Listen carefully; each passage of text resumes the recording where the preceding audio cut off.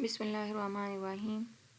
Subject psychology for degree class. Search method in psychology. Today our topic name is tools of survey. Tools of survey में मैं आपको define करती हैं कि tools of survey हैं क्या.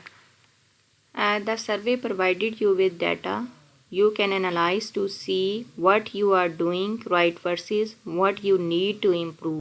नेक्स्ट आते हैं इसकी तरफ. डिफाइन करते हैं construction of a question. Now I will define construction of a questionnaire. Constructing a questionnaire involved deciding what information should be solved. The wording of questionnaire should be writing a draft of a questionnaire. The wording of questionnaire should be clear and specific using simple direction and familiar of vocabulary.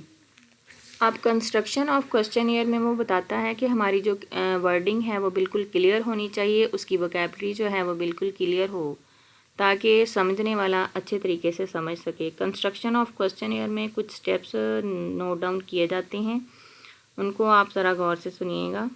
सबसे पहले तो जो है वो content बनाया जाता है कि कंटेंट में हम क्या करते हैं. कंटेंट में ये होता है कि किस हवाले से और किस तरह के क्वेश्चन जो हैं हमें अपने क्वेश्चनियर के लिए बनाने चाहिए. नंबर सेकंड पे आ जाता है फॉर्मेट. फॉर्मेट किस तरह का बनाते हैं, यानी कि क्वेश्चन जो हम बना रहे होते हैं किसी भी सर्वे से रिलेटेड, उसमें क्लोज एंडेड क्वेश्चन बना रहे होते हैं या ओपन एंडेड, हमें फॉर्मेट उसका सेलेक्ट करना पड़ता है.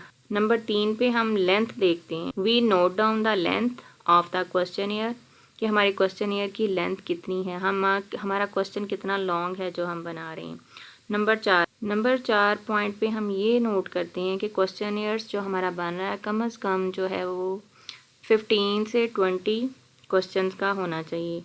ये ना हो कि रिस्पोंडेंट जो है वो फेड अप हो जाए हमारे क्वेश्चन का जवाब देते देते. अब क्वेश्चनियर के ये तो कुछ ज़रूरी कंस्ट्रक्शन ऑफ क्वेश्चनियर के स्टेप्स थे. इससे नेक्स्ट हम आते हैं what is a questionnaire. Questionnaire क्या है. Now I will define what is questionnaire.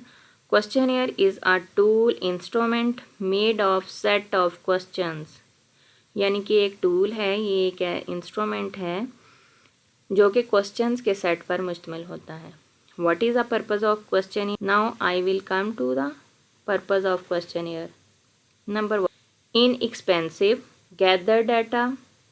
Number 2, second point पे आते हैं, extract data from respondent. Point number 3, help to save us time, money. Now I will come to structure of a questionnaire. There are two types of questions, close-ended and open-ended.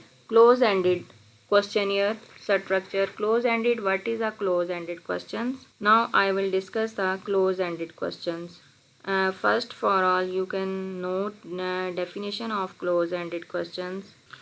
Close-ended questions, multiple choice questions where respondents are restricted to choose among any of given multiple choice answers are known as close-ended or close-ended questions. There is no fixed limit as to how many multiple choice should be given. The numbers can be even or odd.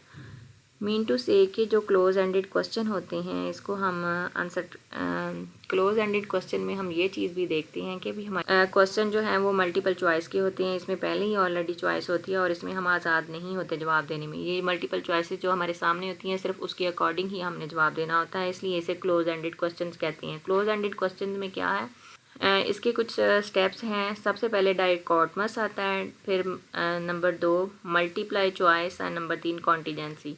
डाइकोटमस क्या होता है, there is a simple questions, yes और no में answer हमने देना होता है. डाइकोटमस इसको कहते हैं. इस तरह के क्वेश्चंस होते हैं. मल्टीप्लाई चॉइस में क्या होता है, when all responses base on a choice, जो चॉइस पे दिए जाते हैं उसमें चॉइस से ही हमने नोट डाउन करना होता है. कॉन्टीजेंसी में होता है if yes how many time to spend in smoking. इसमें हम क्वेश्चन ही इस तरह का पुट करते हैं जिसका उसने जवाब जो है वो येस में ही देना होता है.